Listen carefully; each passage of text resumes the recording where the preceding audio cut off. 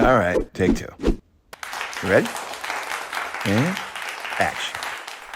Tiffany. Yes. Hi. Hi. It's great to have you. Oh, thank you for having me. Yeah, I'm excited. We've known each other for what? 4 years? Yeah, Or so? probably about that. I see you everywhere. What? Where? What do you mean? I don't know.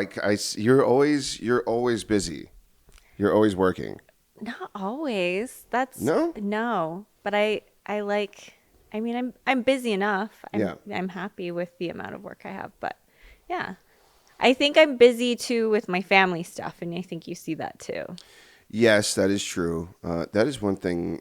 We'll get to that. Mm-hmm. We'll get to that. So you are a stylist. Mm-hmm. You wardrobe for video production. Yep. So that's an intimate thing a little bit, right? Oh yeah. Is that uncomfortable sometimes? No, not for me anymore. Yeah. I mean, I think I'm very careful when I'm working with talent to make sure that they're comfortable, and that's mostly of my utmost concern, because that's how they'll perform. Like if they're feeling uncomfortable or they're being rushed or this or that, it really starts in the makeup and in the vanity department is kind of the vibe that they put forth the rest of the time. I really feel It does, right? It does. That's a great way to look at it, because I know that being a camera person. Yep. Like if it's all mood and how they feel, because it translates on camera. It's kind of hard. Some people are good at it, but for most people, it's kind of hard to hide if you're not feeling great. Feeling absolutely. confident, or you're just uncomfortable. It's kind of hard to hide that. Yeah. And your job is to aid in that at the very least. I mean, you're not always going to be able to change someone's mood, but you're going to at least make them feel like they look good. Yeah. I think I really try to, obviously our hands are tied somewhat depending on the client and what they're requesting, and the talent has to be mostly in whatever they're supposed to be in. Yeah. But I think it's the before and the during and after, making sure they're comfortable, making sure they're warm. Do they have some water? Like, we're kind of glorified babysitters a little bit, but I think it really lends a hand to like the overall shoot in the end. Management is babysitting in general. Yes. It's all anytime that you need to help corral someone and guide them, it's essentially babysitting. We all have our inner child in there. Sometimes I have to like turn on my mom voice. I have done it a few times. It's pretty thunderous, actually. I'm like, let's go. Yeah. Out. So, but sometimes you have to. So to get things moving. So, in being in that position, do you feel a lot of pressure, or scrutiny? Do you feel your appearance and your wardrobe and your style is scrutinized? Does that make you feel more pressure to like, I have to make sure when I step out in a certain way, or does it not matter? I was actually talking about this with Christy, who I work with a lot. She was actually my mentor. She's kind of the one that got me started in this business. But I love Christy. Shout out to Christy. I know. Yes. We should have done it. We should have done a duo episode, but we'll one at a time. I feel like there's one microphone. Yeah. There is one microphone. Yes.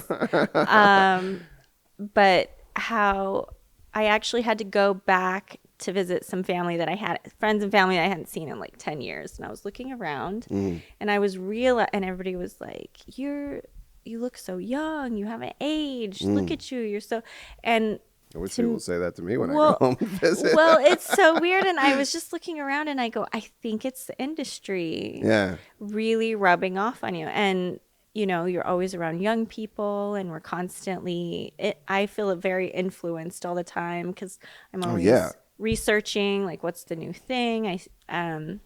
You start emulating it more and more.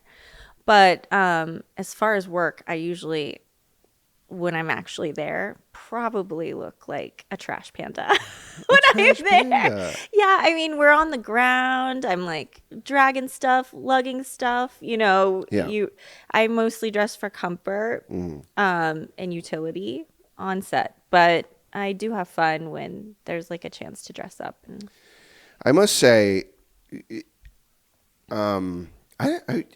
could be the industry, but for me, I think it is the byproduct of being a chronically online person. I mean, nothing gets by me. Yeah. That at least that my algorithm, nothing, whatever my algorithm is in my algorithm, it's not getting by me. I have a good 5 hour a day screen time on my phone, I believe. Oh my gosh, I know. So, the slang, the reels that are popular, whatever, the audios that people are using for their reels or TikToks. And then even fashion stuff, it gets through. Yeah. And like when I go to work with the guys when I go to do sports stuff, I'm like the hip person. Meanwhile, most of these guys are younger than me. I feel like you're always fashionable. What was my nickname for you when I first we love met that.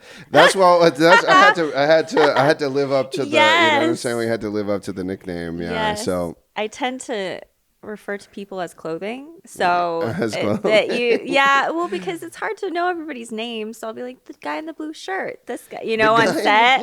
Yeah. And so when we started being around each other more and more, I realized you had an affinity for Balenciaga. So his name became quickly Balenciaga Rob. Well, that was the corporate money days, though. We were just like, yeah, sure, let's go to the forum shops once every 2 weeks or whatever. Well, and you're always, exactly. Must have been nice. It must be nice. Yeah, now that's me now. I'm like, it must be nice. Must have been nice.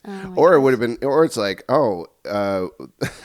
X amount of dollars that could be sitting in my savings account. That would have been nice. It's an investment. It's an investment. Yeah. It's an investment in self-image for sure. Yeah, I mean, it's important to represent, definitely, but I agree. And it's like, listen, I'm sure you'll agree with this. Your style is it's part of how you express yourself. It's absolutely. It's a beautiful thing because it can really affect how you put yourself forth out there in the world. And I know you've heard, sometimes when I've spoke at Unshakable, I love to say, like, you have 7 seconds to make a first impression. Yeah, that's a good quote. Can you elaborate on that? Yeah, well, there was that book by Malcolm Gladwell called Blink, and it just talks about how humans have evolved in making, like, snap decisions on things. Like, it could be pilots in the sky making an emergency decision. It could be just how you interact with humans on a daily basis. And psychologically, we have evolved to immediately decide how we feel about someone in 7 seconds, just from how they look, because that's mostly all you're getting to know at that point. So, and then they decide thereafter how they're going to start treating you and react to you and all those things. So it's very important. Also, it's been called like the aura effect. Aura effect. Yeah. All right. See, this is interesting. Now you got my wheels turning here. Because I will always say, I'm maybe subconsciously I'm thinking back on what you've said. Yeah. Because I'm sure I have heard you say it, but I will always tell people, like, I don't need that long to figure it out. It takes me like 5 minutes, and it's like, okay, I've got a pretty good idea of who I'm dealing with. So maybe that's just the smoke and mirrors of our tendency to rush to snap judgments based on appearance. I think appearance has a lot to do with it. Yeah. How accurate is that, you think? How accurate, like do you think that you're right?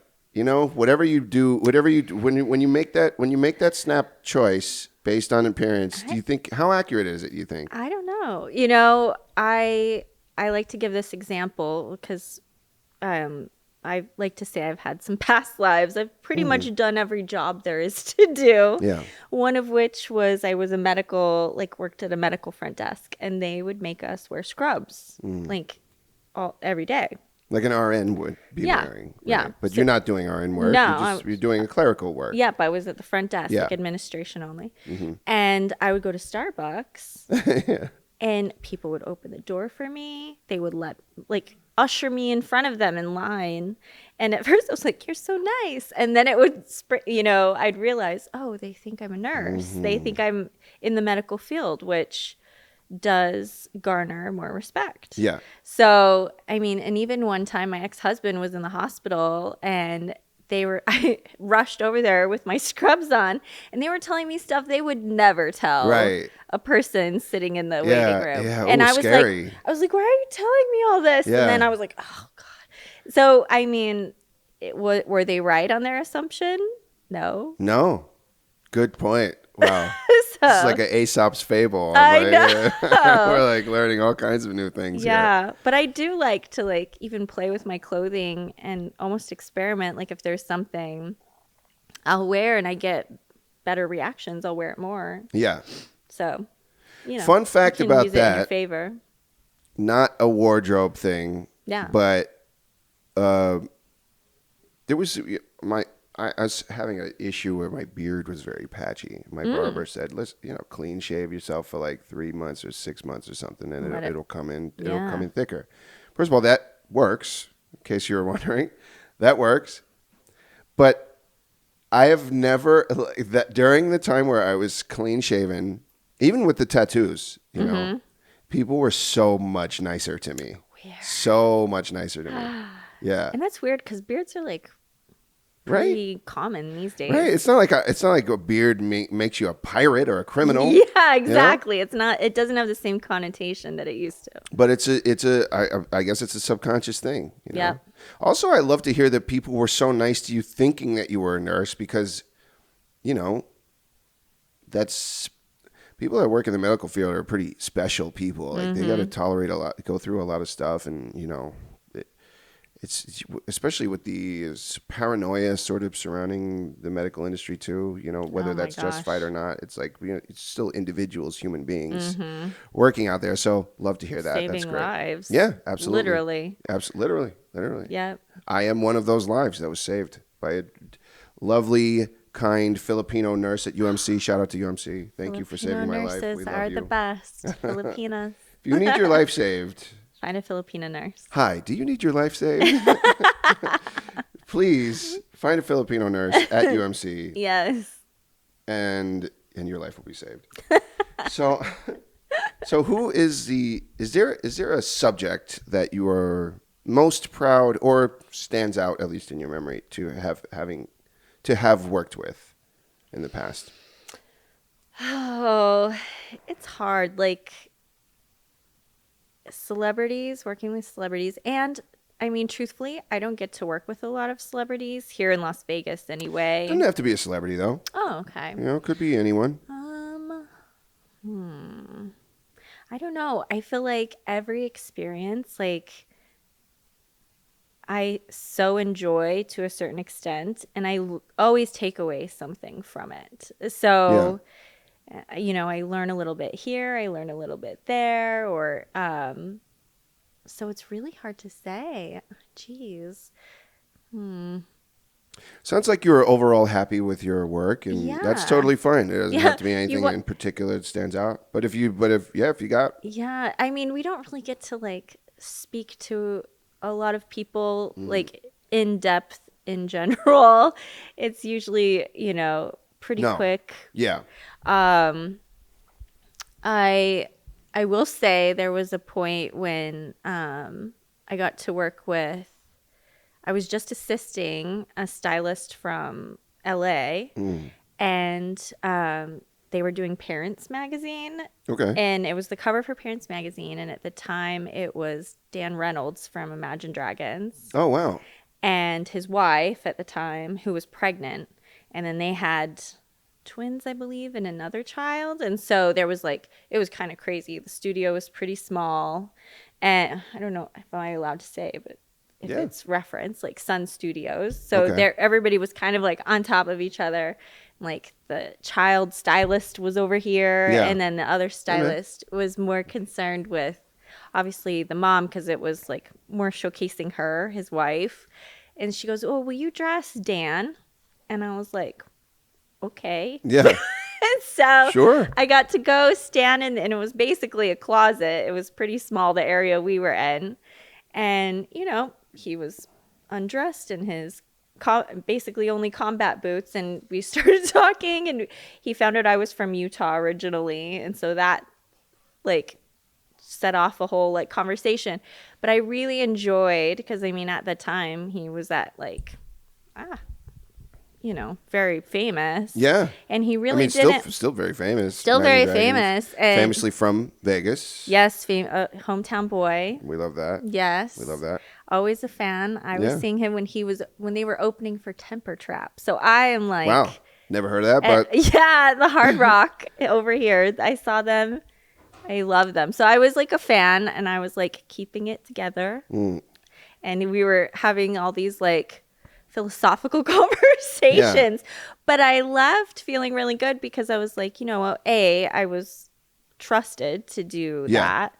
And B, he was like very human, and just happy to be there. And it was like, because sometimes that's not always the case. So that was kind of fun. Sometimes that is not always the case. Yeah. Yes, totally agree. Yeah. It's funny, the dynamics of like when you're around. I mean, it's not patting myself on the back here. You, I'm sure, have also had these experiences. You're in Vegas, so you will work with celebrities. You'll bump into them. They'll be around. And so you get to know, what they're like, what they're typically like. And it's like, some of them are regular as can be, coming in, hanging out, chit-chatting. Some of them are like super tight media trained. And then some of them are just like a ball of fucking, like chaos. Like, just want to ruin your fucking day. Yeah. We won't mention any names about any of those people, but no. It can go either way. Yeah, I mean, I've met some that are just like the salt of the earth, and you're like, wow. Like, you're like, wow, that is why you are where you are. Right. And then there's other ones where you're like, okay, but a lot of times they have their own stylists, so we don't usually work very close with them here in Las Vegas. Yeah. I feel like I get a lot of like sports people, sports, sometimes music. Yeah. But yeah, it's been interesting. And it's actually hard when somebody asks me to like recant. It's hard to remember all the things I've done and the places I've been. It's very weird. Yeah. It's like I've blocked it out. I don't know. It's very strange. Yeah, on the spot. And then what'll happen? So what'll happen to me is same thing. Like if someone was like, "Oh, who's the coolest person you work with?" It's like, I don't fucking know. Yeah. But then you'll like drive past something, and you're like, "Oh yeah, I hung out with that person," or I've been on a shoot with this person. I mean, there's like a lot of surreal point, especially during COVID. I feel like you like bonded in the trenches with people because it was so uncomfortable. Like we were. All this PPE and like don't breathe, don't cough. You're afraid to cough. You're like so scared. Yeah. Testing every day. Like yes. It was brutal. I mean, that's when I got started that's when I went from guy with camera to like working actual production was during COVID. So it's like, this is absolutely bonding in the trenches is exactly how I would put it. Yeah. Yeah. So I think that was kind of like an interesting time. I was on a TV show styling. I still style. I'm like this past my 5th season just now, but no way. In the first few years it was with Allison Hannigan. Okay. From American Pie or Buffy. She was Willow in Buffy. Oh, my dad will love that. My dad loves Buffy, the show.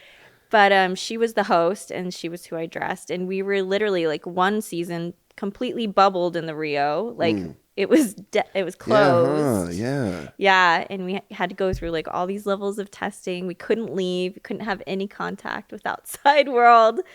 But it was funny because we made friends, like because you're just bond in there. Yeah, so that was fun. You've been through some shit with these people. Seriously. When you've been through some shit with someone, you don't forget that. It does bond you. Yeah.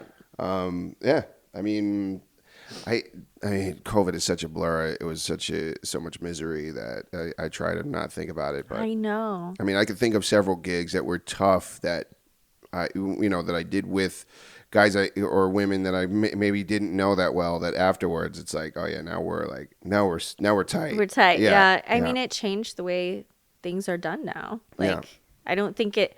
I always feel like it's like you know how they talk about like the years, like BC, AD. I'm like, this, like, there's literally a time before COVID, during, and then after, like, yeah, as far as work. Oh, absolutely. Yeah, there will only ever be before and after COVID in our lifetimes, at least. For sure, 100%. Absolutely. Yeah, it just, when you start thinking fondly about something, you're like, oh, that was pre, you know. Yeah, that was pre. Yeah, that was pre. That was when it was normal and regular. Those are the good old days. Yeah.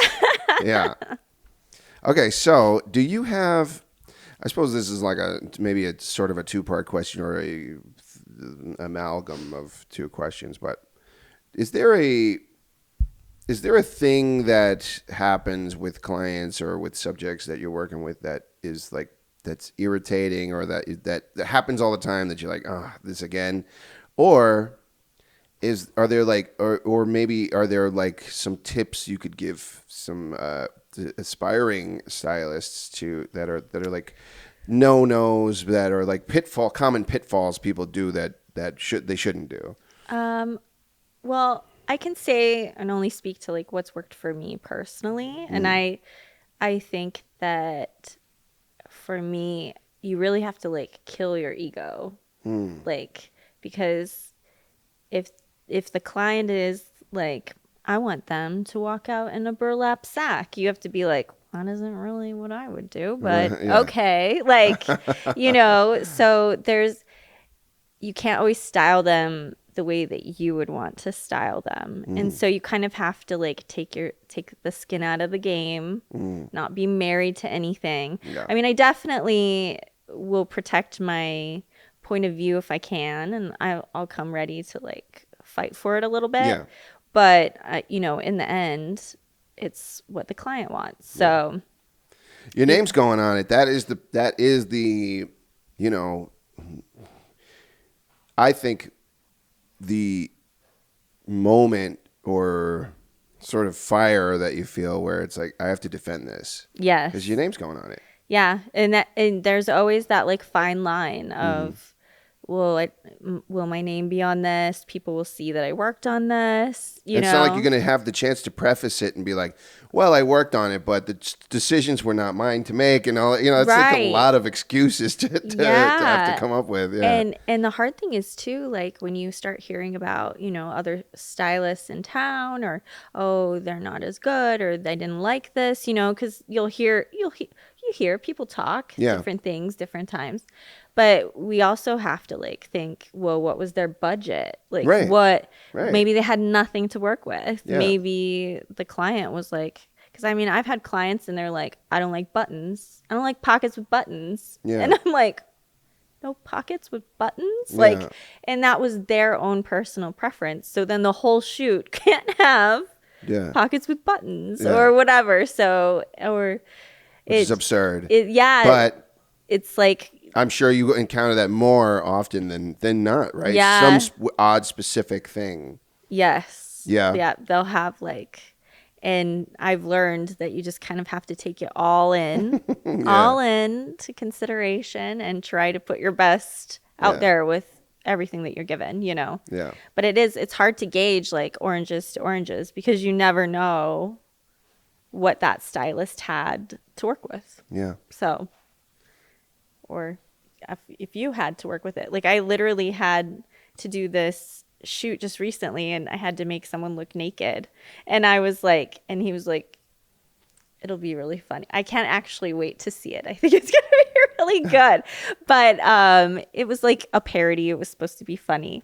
But it was like dealing with the client and they're wanting to see a certain thing and then the make sure that the talent's comfortable, but we're trying to portray nudity without it being nude. So implied. It's implied nudity. Yes, implied nudity. Okay. And it was such an interesting, like, scary place for me because I had never actually had to deal with that. I'm sure, like, you know, like you didn't wake up in the morning and go, all right, this is what I expect you were going to go do that. Yeah. And I mean, I had to, like, pep talk the talent.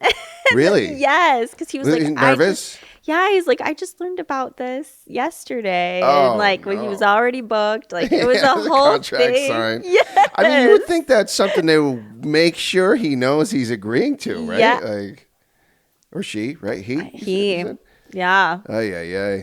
Yeah. He was like a very tall, bald guy. I was like, that was a lot of body. There was a lot of body Wow. happening here. But it ended up turning out amazing. And like, I can't wait to share it. It's not out yet. I think it comes out on the 21st, but it'll be really. Oh, yeah. We'll put the link. We'll put the link Yeah. down. We'll put the link I was in there. like, I go, this will be the jewel in my crown, weirdly enough. Oh, yeah, Because yeah. it was so good. I mean, at least you didn't have to come with a trunk full of clothes. You Well, know? there were also clothes and for other parts, but that one, okay. yeah. But it was definitely like a master class in like keeping the talent comfortable and, all the things. So. And now you could say you've done that too. I can say I've done it, in and I that did it niche well. situation, you've got experience now. Yeah, because Love that. yeah. Like you said, you don't get the chance to do that very often. Yeah. Thank goodness, really. But Yeah. it's a first for everything. Okay. So, 2 questions. Yeah. Have you seen Cruella? Yeah. You have. Yes. So, I've seen Cruella Okay. recently. Yes. Whether it is a good or bad movie, Okay. not necessary to discuss. Yeah. What I loved about it Okay. was the rivalry between Cruella and the Baroness. Okay. The fashion part of it, Yes. sick. The fashion part was sick. They did a good job. So I want to ask, like, what did you think of like the looks? Was there anything that stood out to you? And Oh gosh. I mean, if you don't remember it, that's fine. I mean, but it's been a minute. yeah, The trash bag outfit. that was the one. That was the one that. Yeah, I think that was the one, like right? the one. Right? Yeah. Okay. All right. So it wasn't just me. No. So someone who knows what they're talking about Yes. also thinks that was great. I love Yes. that. I love that for me. Yay. Good job, me. Look at him. Balenciaga But Rob. so sick though, right? It was so scene, good. She rolls out of the trash. You're like, all right, this is stupid. And then the thing pulls off, and you're like, oh shit. Yes. I know. No, it was great. I liked that movie. Actually, I need to watch it again. Yeah. The fashion like sort of jousting between her and Baroness, super cool. I can't remember the actress now. Her name. Oh well. I mean, it's not Emma like Stone. Emma Stone. Mm-hmm. So good in that. So good. She's Captivating great. every moment she's on screen. She's great. Okay, so that leads me into: do you have a favorite movie that relates to your career, or maybe inspires you? You know. You want to know? I love that question. Again, like I said, I'm like highly like influenced and things will pop up and I'm like, oh. And a lot of times, like right now, I was just talking, I don't know why I'm choking today. You want me to get you water? Oh no, I'm good. Okay. Yeah. I was just the allergies, this wind out here. Yeah. taking me out. It will get me too. It will get me. Yeah. By the end of this week, I'll be like, fully sinus. You're gonna feel it. I like older movies right now. Well, just because I feel like it's very like Y2K, early 90s or late 90s is what we're feeling like out there in the world right now. Yeah. So I'm really digging like Hackers, like Okay. Empire Records. Oh wow. Yeah, like Okay. things like that. I look back at those, and if you actually watch them, you'll see a lot of that influence right now Wow. in fashion. So that's kind of my vibe right now. But I'm trying to think, have I seen any? And I was just like, wow. Oh, it was another Emma Stone. It was Poor Things. Okay. That is really amazing. I'm definitely influenced by like Wes Anderson films. Oh yeah. Well, I love them. Yeah. All fashion and aesthetic. Like the whole thing is aesthetic. Yeah. Yeah. I feel like I really get into those. Like it's like candy for my eyes. So things like that. Okay. Yeah. All right. Yeah. This is a very random question, but and I'm sure the answer is yes, but I'm curious to hear the like minutia of it. Is there a regional difference between styling here in Vegas and then Like working in, if you're styling here, like Yeah. of course, like if you're working for like a burlesque show, there's going to be that Right, over the right, top. right. But just in general, like maybe nothing that's connected to the casino industry is there like, and it doesn't even have to be like Vegas in the context of Vegas. Like if you're working in LA, you're working in Chicago, you're working in New York. Right. Is there, how big of a difference is there? How much thinking do you have to do about? So much. Yeah, really. So much. Really? And I mean, it depends again on the client and what you're styling and Yeah. things like that. But there's definitely a West Coast vibe to certain things that you'll get here even in Las Vegas. You know, I consider us West Coast. I don't care if anybody says. Close enough. Yeah. Right? Driving distance. Yeah. It's fine. As I think, again, the talent that you get is very different too. So like in New York, you get the New York models. Clothes just look different. Like it's just elevated a little bit. Is it elevated? Yeah. Because what I think when I think, you know, obviously not coming from like a higher fashion mind like yours, when I think New York fashion, I think more muted colors and more like, you know, just like You mean walking like around looking like a streetwear? fucking Jedi, you know, like Yeah. long trenchy looking stuff. There's a lot of that. Dark charcoal grays and earth. Really? That's what I see in my head. Maybe, you know, maybe Because that's just me. I think the fashion there is just fantastic. No. I'm not saying Yeah. it's not as good. I just think what I'm thinking is less colorful. No, I think it's opposite. Yeah, really? Yeah, I think it depends on the season. Obviously, I mean, Right. it gets colder. There's only so much you can do when you're wearing parkas and things, Yes, you know. yeah. But in the summer, I think it really like. Okay. And in the like when they're doing the fashion week is when you really see like people have fun. But I do think like when I'm there in the summer, I love watching what people wear. Like it just, I love it. Yeah, I'm like, Okay. where did? And it's always like some weird vintage thing. Like it's not always like high end labels. It's just people are. I feel more free to express themselves through their clothing. So I have fun over there. But when, as far as styling for shoots, there is definitely like a upper East Coast like vibe. Okay. Yeah. So is there in there somewhere, is there something that you would say is like a key difference that makes it a West Coast vibe versus a New York vibe or not? I want to really? say like over there you get more of like the old money feeling, and over here is what you would consider like new money. Like over here is like labels, like just cover yourself in labels like head to toe, and then that's considered style. And then as far as on the East Coast, there's more like quiet luxury, I guess Quiet is what you would luxury. call it. Yeah, they don't have the need to show all their wealth on their bodies, but they're definitely more in like the row and wearing things that don't have labels all over them, but they're still very high quality. Yeah, I mean that is that.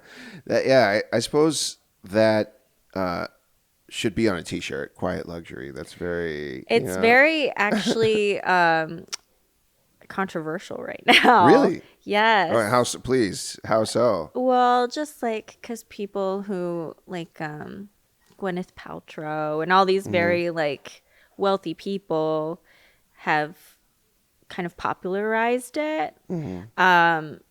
But they're trying to say like, oh, just we could like it's classist, basically, is what people are trying to say. It's very strange. Well, it was how so? Like wearing a plain T-shirt like that was like wearing spending $1,200 on a T-shirt that's got no branding on it. Yes, That's just because classist. you can, like Brunello Cucinelli or something. Yeah, and it's like soft, and I mean I can see it with my eyes the difference, but you know it.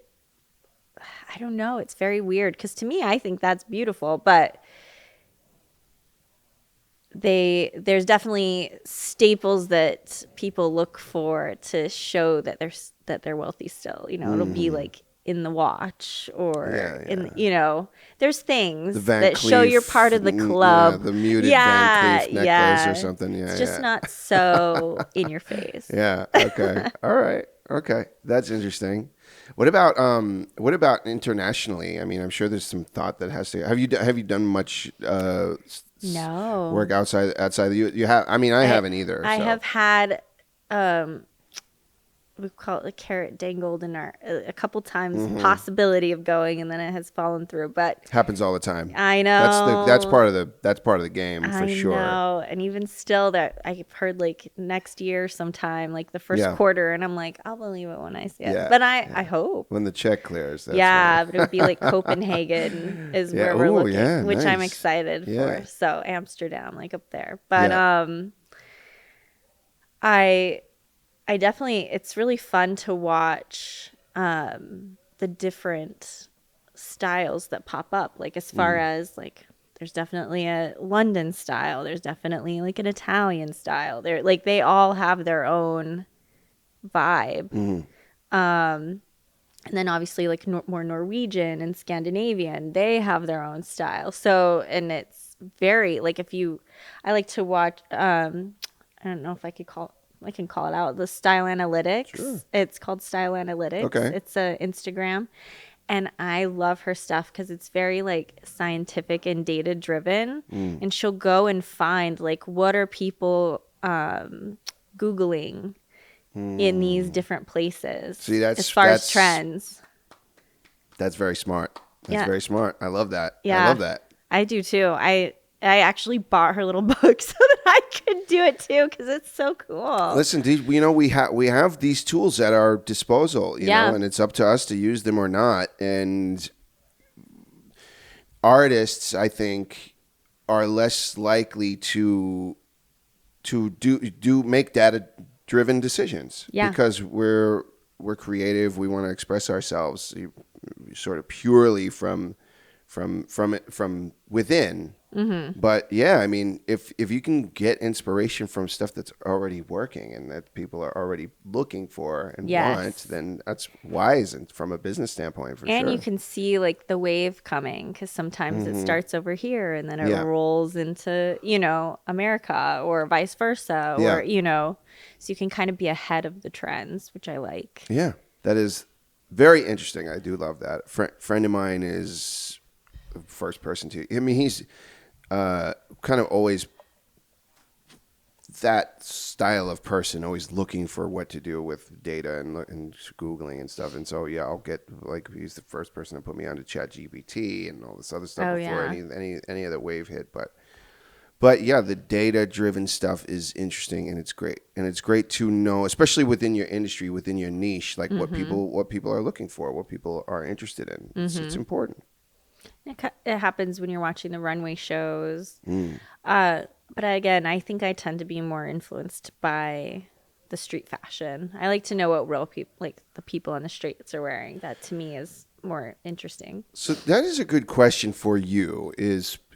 I've gotten into more and more, into fashion throughout, as I get older, and I've watched runway shows, and it's like, this is not stuff anybody really wears, right? Like, what is the point of the runway show versus like, because even the stuff that will like, okay, let's say you see there's the runway show for the spring collection, right? Yeah. But then what actually makes the shelves is like almost none of that stuff. Yeah. Right? I mean, to me, it's aspirational. It's inspirational. Yeah. I think a lot of the fashion world will use it and take it. And I mean, I think what I get out of it a lot when I do watch them is not the actual item, but for me, it's like the proportions of it. So like they're wearing their pants up to here and the boots that go inside, or you know what I mean? Like I see that part of it, and that's what I'll use because more than likely you're not going to get your hands on those pieces. Right. Or the way they carry their bags now. Like are they clutching them like this and hang? Like that's a very like fashion show thing to do. Like there's just certain things and like what accessories are they putting on them and things like that. Yeah. And that's what things start, people emulate it, but they're not actually most likely, most of the population isn't going to be able to get their hands on those things. Right. So it's more of inspiration. Okay. That's good to know. Yeah. And I mean, I'm sure some of it is just to make a splash, right? I mean, when you come out. Like the Virgil Abloh Louis. Remember the sweater that was like the New York skyline? You don't remember that? Yeah, No. well, I maybe mean, I'll put a there's so picture in much. there somewhere. Yeah. But yeah, it's like, of course, no one's gonna wear that, but it's a viral like. Or there's things like Schiaparelli right now, who's so hot, and it's very like structural, like crazy. Like the dress is wearing itself. I don't know if you saw like No, I haven't the seen that. sleeves like come up like this, like up above, and like stars are wearing on the red carpets, and it's crazy, but it's fun. Like make that splash. Yeah. You know, of course, that's necessary too. I mean, that's part of the fun of it, and you know, that's part of how, you know, it always seems like there's like this kind of, you know, like brands that will just rise to this, you know, huge popularity, and then they'll be overtaken by this and overtaken by that, and then this will come back, and then that'll come back, and it's like this. I feel like those moments are a big factor in why that'll happen. Yeah, and I mean, it like tech is involved in those type of things. Like what's just happening in the world in general, will be reflected on the runways. So that's kind of interesting to watch. It is interesting. Okay, so you are married. I am. Does your job interfere, or not interfere, does your job affect your home life? And can you share some secrets to creating a balance while working in production and maintaining a healthy home life? Yeah, I mean, the lovely part about production is I'm not working like 9 to 5 every single day, which I have done in the past. Again, I call it my past life, but you know, it is helpful. But those days or weeks that I am working, you know, 12-hour, 14-hour days, or possibly out of town, you know, it's kind of a trade-off between my husband and I. I have 2 sons from a previous marriage, but they're grown up. Yeah. But they will help with our daughter now, who she just turned 8. But ever since she was born, like we've just always kind of like shared the responsibilities of pretty equally of her. So if I have busy weeks or I'm out of town, like he's doing the majority of it. And then vice versa. He is a tennis coach, and he's also self-employed entrepreneur. So he'll go out of town to work with clients or what have you. And then I hold down the fort, you know, during those times. So it's been really great that way. And it's funny because my daughter really is like, well, one of you goes and one of you's here, or one of you, you know, vice versa. But she never feels, even as like a baby, was like stressed about who was caring for her. She just always knew someone would be there to care for her, and she was happy about it. And my husband's very proud of me. Like I'm very grateful for that. Like he is my biggest like cheerleader in life. Yeah. And he's always been the one that's like, why can't you? Yeah. Why don't you? Yeah. Just try it. That's great energy to have, right? Yeah. When you're like in your corner. Yeah. Oh, absolutely. He's never like jealous of like time or energy or anything like that. You gotta love that. Yeah. You gotta love that. And you know, that is that sort of spirit of, not the exact same thing, but that spirit of like, my partner is behind me. You know, anybody who I've talked to on here, you know, about their, usually I'll only bring it up if people are married, because it's like, you know, these careers can be challenging, and they can test marriages, you know. So it's like, but that is like, anybody who I've interviewed who is in a successful marriage is given that kind of same vibe. It's like, yeah, they're like, they want to see me do well, and it's like, we need that. We need that. Absolutely. You know, because, I mean, especially even being an artist, you know, there's a lot of self-doubt that comes with that. You know, there's no artist that's always confident about their work. You know, because it's a one man or woman show in terms of how we're going to creatively express ourselves. Right. So having that voice behind you that's like, yeah, fuck it, go it, kill it, you know, like it's always great, right? Yeah, and I feel like, I mean, for us at least, it's like he has his, not that we have lived separate lives, but he has his life. Yeah. You know, as far as work and his clients and things like that. And I have my life with work and clients. Then we have the middle ground of our life together. And it seems to work for us. Like, I don't think you always have to be like completely merged on everything all the time. Yeah. I don't think it's good for you. That's my own personal opinion. Well, I think you need that like autonomy. Absolutely. And I mean, especially now, you know, in modern times, it's 2024. Most couples most households have two people, two people working. Yeah, two income. So there has to be some balance there. There can't just be, you know, like if you're pulling one way and then the necessity is pulling you the other way, you know, it's just that's not gonna fly. You have to adapt. So I think that's one of the things that we're sort of all working out on our own. You know, there's no like class that teaches you how to do that. You just got to figure it out. No. And I mean, you know, we're kind of not far from what the atomic family was, you know, growing up. Like, I'm sure our grandparents were that. Right. You know, where the grandmother probably stayed home or most, you know, type thing. Mm-hmm. And then our parents were kind of like an ombre of it. Like, I remember my mom would be like, work and not work, work and not work. But she was never like the primary like breadwinner ever. Right. And now it's funny because sometimes I'll have better months than him or he'll have better months than me. And I'll like be like, don't worry, I'll take you out to dinner. I got you. See, I don't mind that at all. Yeah. Let's go. Yeah, take me out to dinner. Yeah. So it's funny. We'll have things like that. Like, don't worry, it'll be worth it. You know? Yeah. No, it's nice, and especially the two of you are both entrepreneurs. You have a unique understanding of the highs and lows of that lifestyle, and that is, you know, that can be tough. Yep. It can be tough. So having somebody that knows what's up is important. Mm-hmm. So do you have, I mean, we sort of asked this already, but do you have a career nightmare story that you'd like to share? Ooh, oh my gosh, I do. Oh, okay. And it was like my very first real shoot I was on. It was so bad. But it was a huge learning opportunity for me. And I really took that moving forward. I still think of it to this day. Like, I'm very careful about certain things I say or who I talk to. Okay. So I was assisting Tyra Banks, stylist. This already sounds too scary. Yeah, but it didn't involve Tyra Banks. She was her usual stylist. She got pulled onto this job for Champ Sports. And this was, oh my gosh, like 2013,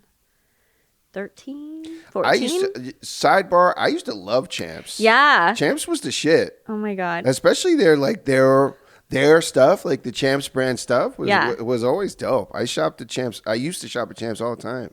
There was like this other stylist here in town, and she's a designer / stylist. Mm-hmm.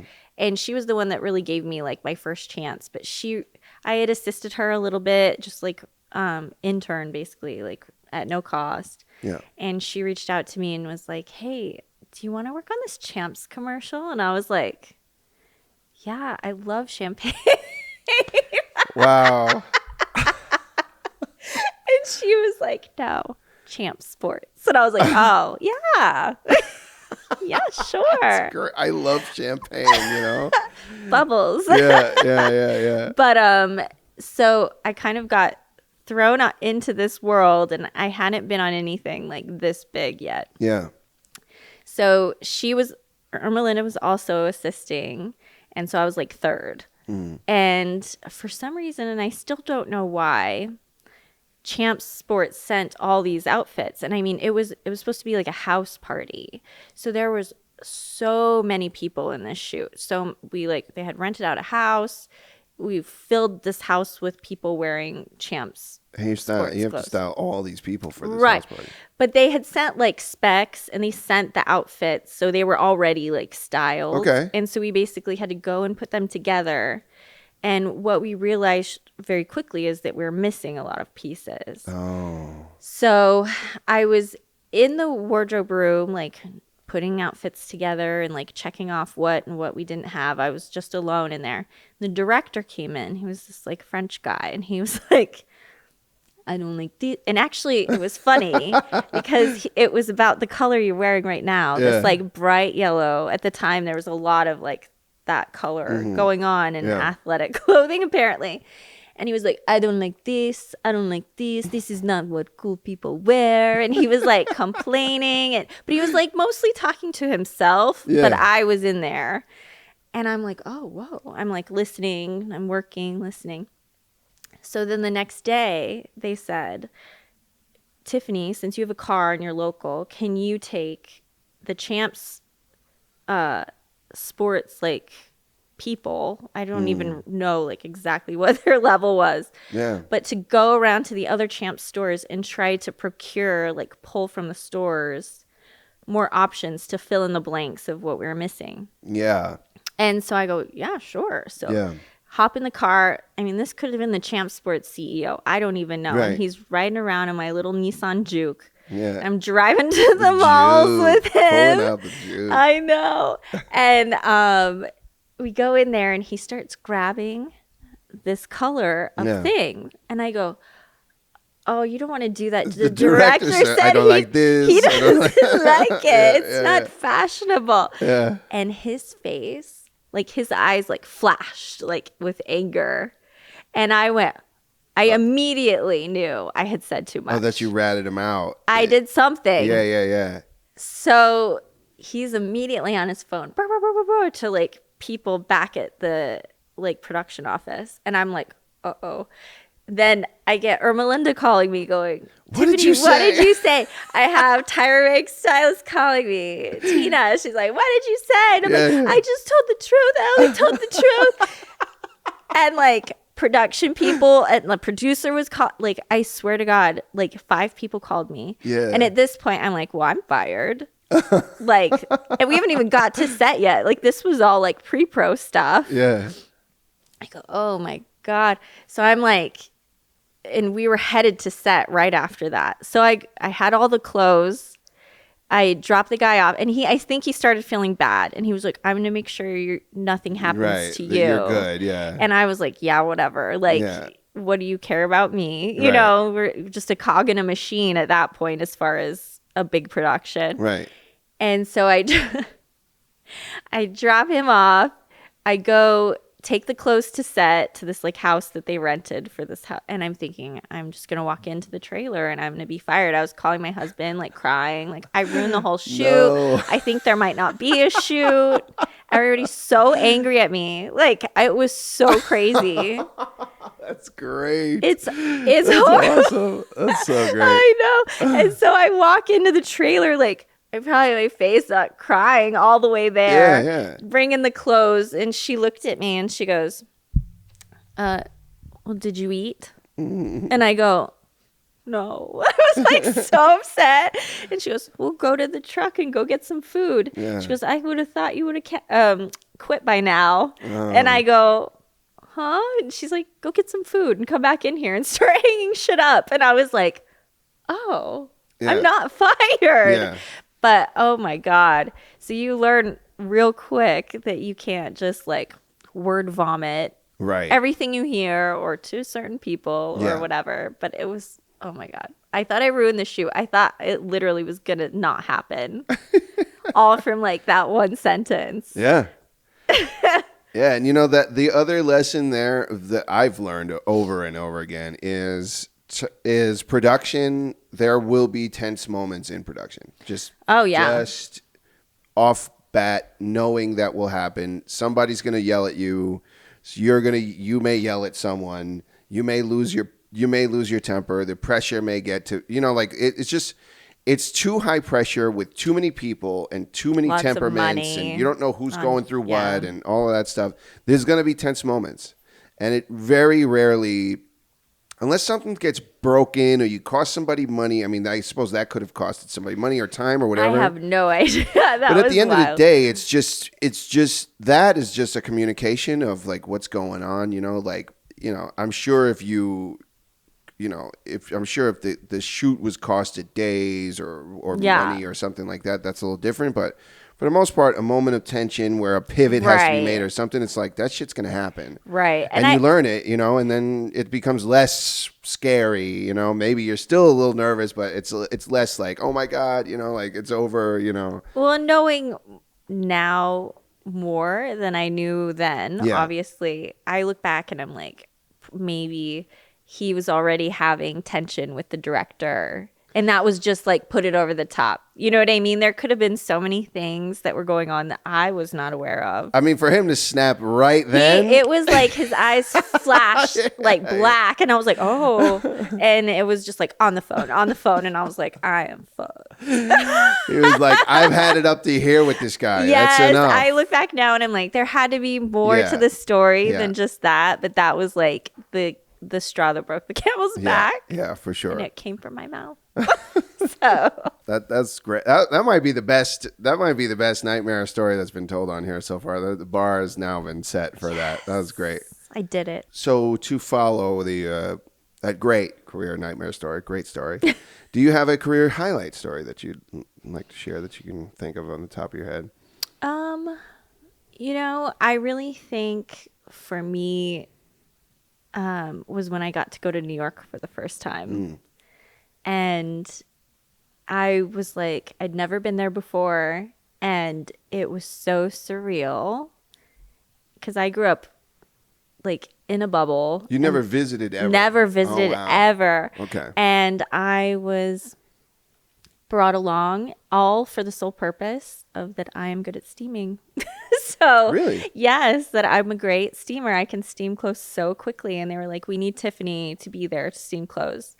And it was just like so dreamy that just, a good work ethic and probably a good personality at work. Like I love being at work. Like you've been on set with me. I have so much fun when I'm on set. So I think that those two things, they enjoyed me enough to bring me along. And I got to experience so many things. I got to go to the Empire State Building and like eat amazing food. And it was just a dream. And I was like, all because I could steam clothes.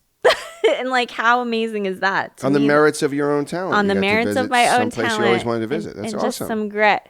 And now I travel all the time there. Yeah. So it's so nice. But I think that feeling to go back there, like in my head, and also actually that one, and Wyndham had called me once to go do work in Kauai. Oh, wow. And so they flew me out to Kauai to style a shoot, and that was really cool too. So, and I was like, what is happening? Yeah. High demand here. Yeah, that was a different time, but it was just like, wow. And my husband's like, look, it's happening for you. So it was like, it was very nice. Yeah. We love that. We love that. But I love to travel for work. It's fun. So for someone like me who's watching, who does not know, why would you steam clothes? Is it just to get like wrinkles out of it, or that's the whole reason? Yeah, so there's no wrinkles. Okay. Yeah. Is there a secret that we can share for anybody who's watching? There is a great hand steamer. It's called a Jiffy steamer, and it works great. But you really have to even the big steamers, you have to get under the clothes and pull it tight while you're doing it. So you're almost ironing it. Okay. But yeah, I mean I don't want to give away all my secrets. No. Yeah, please. No, just no need. Kidding. So, all right, last question about steaming, because I know nothing about steaming. So, why choose the steamer over say an iron? To me, it's quicker. It's quicker. It's much faster. There's definitely more of,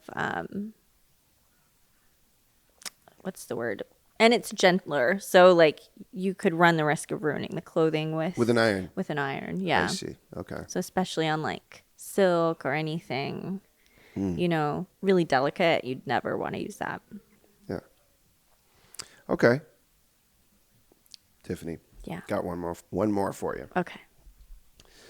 For young people who want to grow up and be stylist to the stars on video production shoots across the country.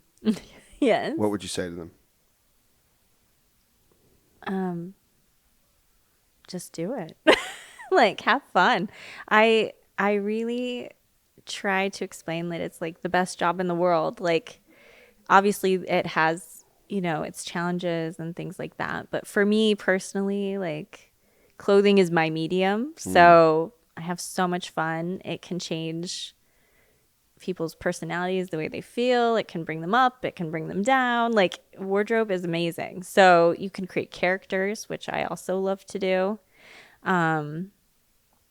There's just so much to it. It's so fun. So if you love clothing, I would definitely go for it. I would say, again, like I said, you kind of want to kill the ego on it. You don't want it to represent you so much that you're like offended if somebody doesn't like what you're putting forth, because that can be personal, like you said.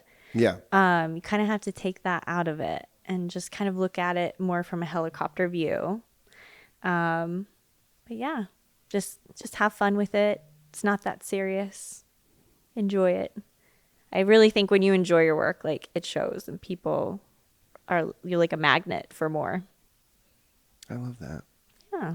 Tiffany, thank you so much for coming on. Can we please share your socials or anything that you're working on that you'd like people to check out? Oh my gosh. Well, I am on Instagram. I'm not the greatest at socials, but I'm very real on Instagram. You can probably follow me on there. And my handle is Wonder Weekes. So Wonder and then my last name Weekes, Weekes. Great. Tiffany, thank you so much for coming on. Thank you. Yay. We did it. It was a good one. Was it? Okay, good. This is great. Especially my scary story.